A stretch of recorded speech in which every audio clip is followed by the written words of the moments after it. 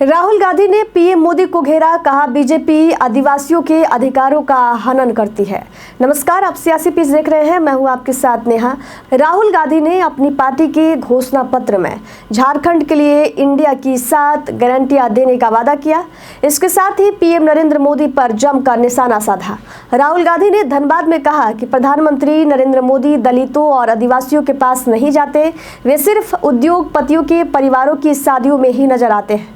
उन्होंने कहा कि इससे स्पष्ट होगा कि देश की संपत्ति कैसे बांटी जाती है। राहुल गांधी ने बीजेपी पर हमला करते हुए कहा कि बीजेपी आपको वनवासी कहती है, जबकि हम आपको आदिवासी कहते हैं। आदिवासी का मतलब होता है देश का पहला मालिक, लेकिन बीजेपी के शब्दों में वनवासी का मतलब है कि आपके पास इस देश में कोई अधिकार ही नहीं है। राहुल ने कहा कि उनकी पार्टी जल, जंगल, जमीन पर आदिवासियों का पहला अधिकार सुनिश्चित करने के लिए काम करेगी।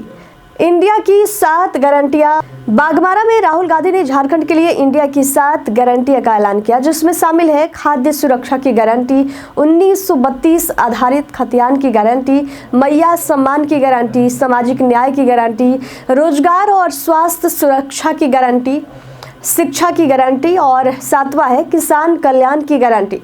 इसके साथ राहुल गांधी ने कहा कि देश में युवाओं और महिलाओं की स्थिति बहुत खराब है। मोदी जी सिर्फ बड़े बड़े भाषण देते हैं, लेकिन असल में वे कुछ नहीं करते। जब महंगाई बढ़ती है तो सबसे ज़्यादा नुकसान हमारी माताओं और बहनों को उठाना पड़ता है।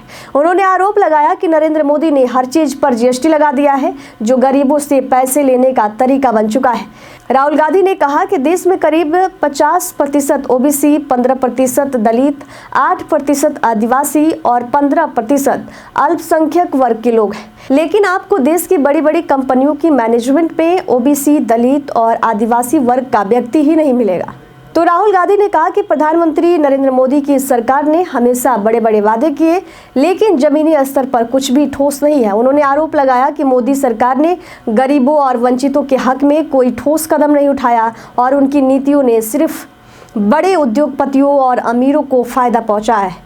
राहुल ने कहा कि हमारी लड़ाई सिर्फ सत्ता के खिलाफ नहीं, बल्कि हम ऐसे समाज के लिए